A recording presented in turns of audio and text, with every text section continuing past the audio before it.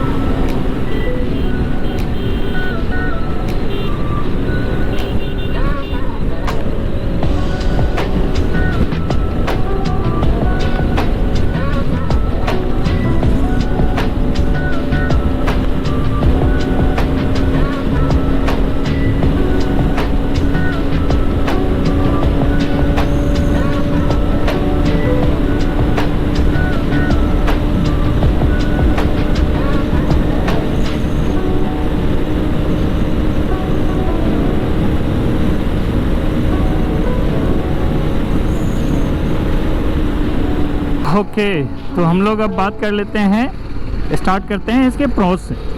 क्या क्या इसकी खूबियाँ हैं भैया। सबसे पहले खूबी तो इसकी कि ये एक बहुत ही अच्छी स्पोर्ट्स बाइक है। आपको इस 2 लाख के रेंज में कई सारे ऑप्शन तो हैं, लाइक R15 है, अब करिश्मा भी आ गया है। बट अभी भी मैं कहूँगा कि ये उन दोनों को टक्कर देगी। मुझे इसकी परफॉर्मेंस बहुत अच्छी लगती है। मेरी ये बाइक टोटल 38,000 किलोमीटर चलने के बाद भी अभी भी परफॉर्मेंस में कहीं भी कोई कमी नहीं है। अगर परफॉर्मेंस की बात करें तो बहुत बढ़िया है। सेकंड कि पावर जो इसकी है वो किसी भी रेशियो में, मिड में, टॉप में कहीं भी कम नहीं पड़ती है। आप इस पर आराम से, जो अगर एक्सप्रेस वे पे हैं तो 130-135 क्रूज़ कर सकते हैं। खलेगा नहीं, आपको पावर की कमी महसूस नहीं होगी। ऐसे हाईवे पे हैं नॉर्मली तो 100-110 तो आराम से इस पे क्रूज़ कर सकते हैं, कुछ पता नहीं चलेगा आपको।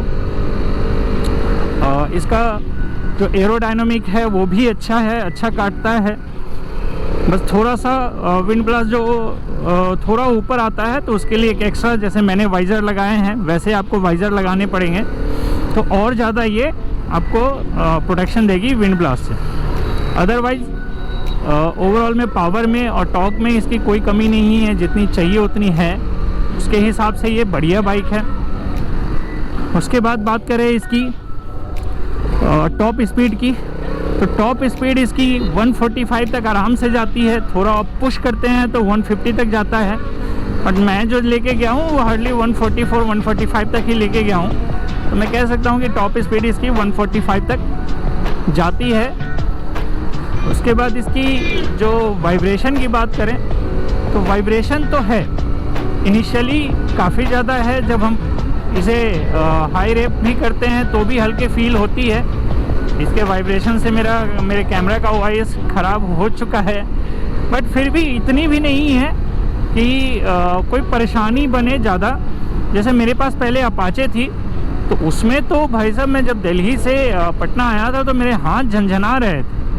बट इस बाइक पे मैं गया हूँ Patna to Delhi and Delhi to Patna, तो वैसी वाली प्रॉब्लम कुछ भी नहीं आई है मेरी। तो वाइब्रेशन मिनिमम है जो बर्दाश्त किए जा सकते हैं। और ख़ासकर इतने सारे फेयरिंग होने के बावजूद कहीं भी कोई एक्स्ट्रा साउंड नहीं आता है। 38,000 किलोमीटर चलने के बाद भी अभी तक भी कहीं भी कोई फेयरिंग का साउंड नहीं है। तो वाइब्रेशन वैसा है जो आप इसे इग्नोर कर सकते हैं। उसके बाद इसकी बात करें तो इसकी हेडलाइट की बात करें तो जनरली आजकल के बाइकों में एलईडी लाइट आती है, बट वो सफिशिएंट नहीं होती, वो रात में बिल्कुल दिखाई नहीं देते। आपको अलग से एक्स्ट्रा खर्चे करने ही पड़ते हैं। मैंने होंडा हाइनेस में अपनी अलग से 3000 की लगवाई है। इस बाइक में डबल लाइट है, वो भी प्रोजेक्टर डबल लाइट। तो मुझे अभी तक कहीं ऐसी फील नहीं हुई कि मुझे एक्स्ट्रा लाइट लगाने की ज़रूरत है। मैंने अभी तक लाइट के बिना ही काम किया है और इतने लंबे लंबे टूर मारे हैं, बट कहीं भी मुझे दिक्कत नहीं आई ज़्यादा। सफिशिएंट है, आपको नॉर्मली जितनी दिखनी चाहिए उतनी दिख जाती है। तो हेडलाइट भी आपको कह सकते हैं कि प्रोज में है और पॉजिटिवली इसे लें कि ये एक अच्छी हेडलाइट है। की बात करें कि क्या ये एक गुड टूरर बाइक है, तो मेरी नज़र में तो है।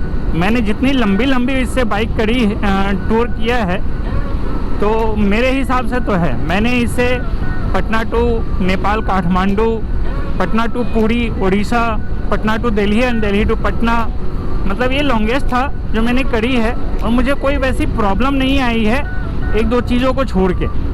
तो टूरर तो है, गुड टूरर बाइक है, आपको कोई दिक्कत नहीं आने वाली। आप ज़्यादा लीन भी नहीं करते हो, कंफर्टेबल पोस्चर है, हल्की सी कमर बेंड होता है।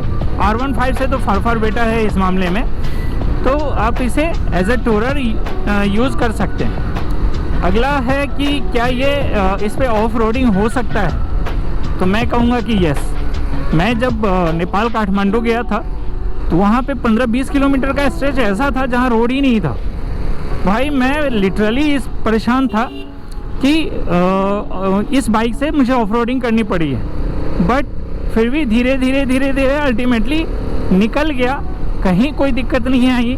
हाँ, थोड़ा सा इसका जो ग्राउंड क्लियरेंस है वो काफ़ी कम है, वहाँ पे कहीं पे प्रॉब्लम आती है ग्राउंड क्लियरेंस के मामले में। लाइक जैसे नॉर्मल रोड पे भी चल रहे हैं तो यहाँ पे अगर कोई स्पीड ब्रेकर आएगा तो नीचे टच होता है, तो वो एक कमी खलती है जो कंपनी को ज़रूर इसे दूर करनी चाहिए। बट कंपनी जब भी अपग्रेड करती है कुछ भी नया नहीं करती, बस कुछ नया बस ऐसे ही नया बोल के लेके आ जाती है। इस बार जो अपग्रेड किया है तो थोड़ा मीटर कंसोल में उन्होंने माइलेज वगैरह का और गियर शिफ्टर वगैरह का डाला है, बट कोई ज़्यादा इसको टेक वाइज या कोई फीचर्स नहीं डाला है इसमें। तो ये एज अ टूरर और ऑफ रोडर दोनों में ये काम कर सकता है। आप लद्दाख हो, स्पीति वैली वगैरह हो, बहुत सारे ऐसे लोग हैं जो इसको लेके गए हैं। और मैंने भी कई जगह, अब जैसे बिहार की कोसी नदी है भैया जो नेपाल से आती है, कभी कभी ये बहुत ख़तरनाक बन जाती है बारिश के टाइम पे। 2010 में जो बाढ़ आई थी बिहार में, इसने अपना रास्ता बदल लिया था, वो यही नदी है। तो ये ब्रिज नया ही बना है, 4-5 साल हुए हैं मेरे ख्याल से। तो बहुत लंबी चौड़ी नदी है कोसी।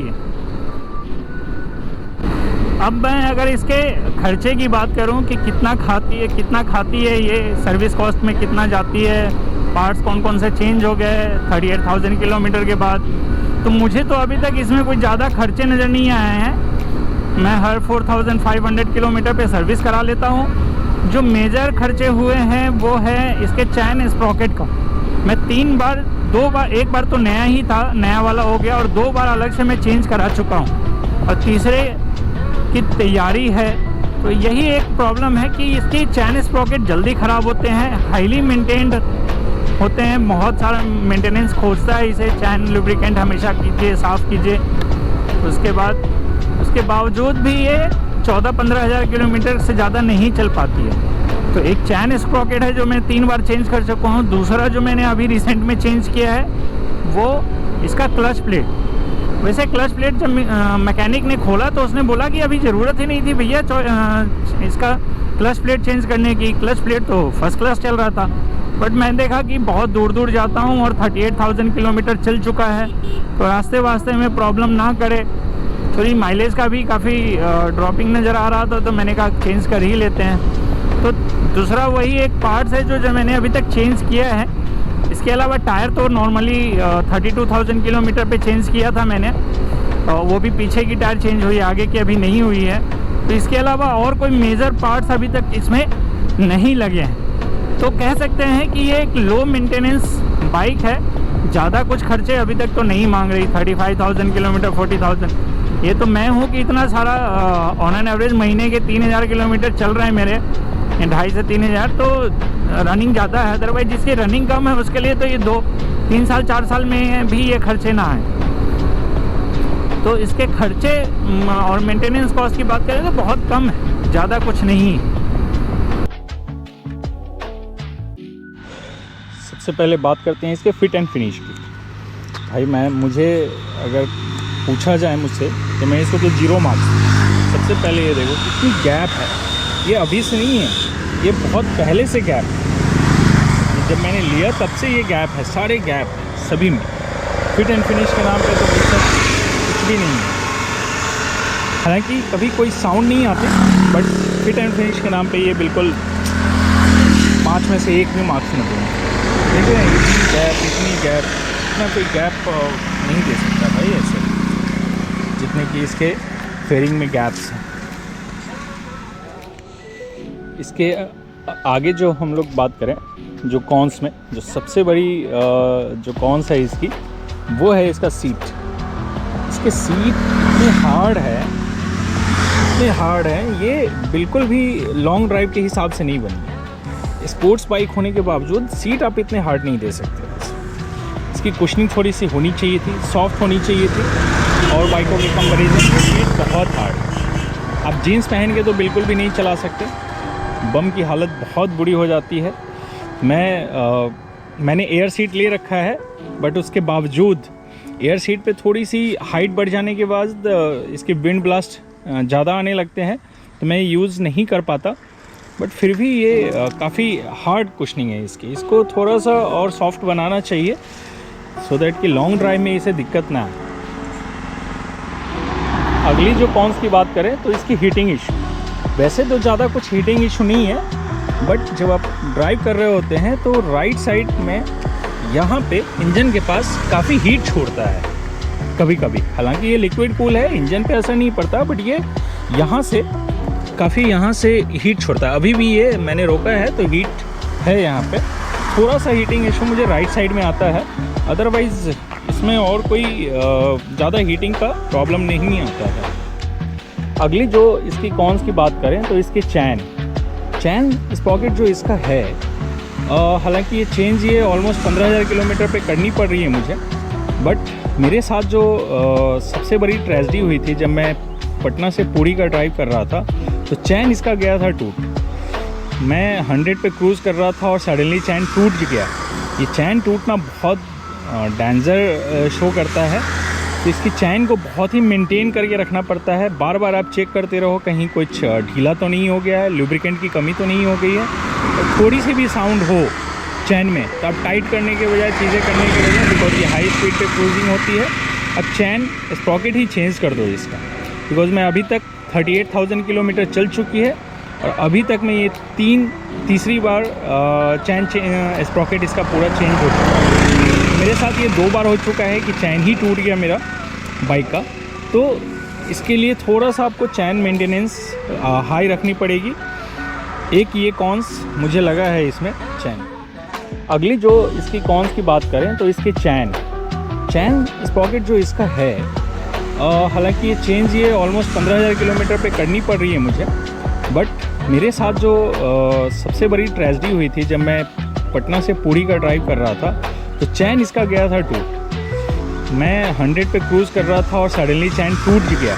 ये चैन टूटना बहुत डेंजर शो करता है, तो इसकी चैन को बहुत ही मेंटेन करके रखना पड़ता है। बार बार आप चेक करते रहो कहीं कुछ ढीला तो नहीं हो गया है, लुब्रिकेंट की कमी तो नहीं हो गई है। और थोड़ी सी भी साउंड हो चैन में तो आप टाइट करने के बजाय चीज़ें करने के बजाय, बिकॉज ये हाई स्पीड पे क्रूजिंग होती है, अब चैन स्प्रॉकेट ही चेंज कर दो इसका। बिकॉज मैं अभी तक 38,000 किलोमीटर चल चुकी है और अभी तक मैं ये तीसरी बार चैन स्प्रॉकेट इसका पूरा चेंज हो चुका है। मेरे साथ ये 2 बार हो चुका है कि चैन ही टूट गया मेरा बाइक का। तो इसके लिए थोड़ा सा आपको चैन मेंटेनेंस हाई रखनी पड़ेगी। एक ये कॉन्स मुझे लगा है इसमें चैन। अब इसके सबसे इम्पॉर्टेंट और आखिरी कॉन्स पे मैं बात करूं, हालांकि माइलेज कोई कॉन्स नहीं है, बट मैं माइलेज को कॉन्स में ही डाल रहा हूं बिकॉज मुझे कभी भी इस बाइक से 32-33 के ऊपर माइलेज नहीं मिला। हालांकि मेरी ड्राइविंग जो सेंस है, ड्राइविंग स्किल है, या मैं जिस तरह से ड्राइव करता हूँ वो हमेशा क्रूज़ करता हूँ 90, 100 प्लस पे। बट फिर भी अगर मैं हाईवे पे हूँ और 100 पे क्रूज़ कर रहा हूँ तो 34-35 आनी चाहिए, जो मुझे कभी नहीं मिलती। दूसरा, जब मैं एक्सप्रेस वे पे गया जहाँ मैं 100 प्लस में क्रूज़ कर रहा था तो माइलेज ड्रास्टिकली एकदम ड्रॉप हो जाती थी और ये माइलेज 25 के नीचे आ जाती थी, जो कि बहुत बड़ा कौन से कहा जाएगा कि माइलेज 100 प्लस पे क्रूज़ करने पे इतनी कम नहीं होनी चाहिए। जब मैं क्रूज़ कर रहा हूँ और हाईवे पे विदाउट गियर चेंजिंग, तो माइलेज एटलीस्ट 30-31 के आसपास होनी चाहिए। बट वहाँ पे मुझे 340 किलोमीटर के स्पेस पे 2 बार टैंक फुल कराना पड़ा और फिर वो ख़त्म हो जा रहा था। मतलब 25 से नीचे की माइलेज आ रही थी। तो मेरे लिए बड़ा ड्रास्टिकली वो माइलेज चेंज हो रहा था, ड्रॉप हो रहा था, बहुत पेनफुल था वो हमारे लिए। बाकी ओवरऑल अगर मैं बाइक की बात करूं तो 2020 और बाकी अगर कोई ऐसी पॉइंट है जो छूट रही हो तो आप मुझे ज़रूर बताएं या कमेंट करके पूछ सकते हैं आप, मैं उसका रिप्लाई करूंगा कि कहाँ पे आपको कौन सी चीज़ें जाननी है 38,000 किलोमीटर के बाद ये बाइक लेनी चाहिए कि नहीं लेनी चाहिए। तो मेरा प्रेडिक्शन के हिसाब, मेरी चीज़ों के हिसाब से यस, आप जा सकते हैं इस बाइक के लिए। अगर आप देख रहे हैं कि 2 लाख के रेंज में करिश्मा भी नया एक ऑप्शन है, तो दोनों को आप कंपेयर करें, देखें, समझें, उसके बाद ही लें। मेरे तरफ से ये बाइक गुड टू गो है, कोई दिक्कत नहीं है अगर आप मेंटेन करें, ढंग से चीज़ें करें तो। ओके देन, हम लोग मिलते हैं अगले वीडियो में। तब तक के लिए टेक केयर, बाय बाय।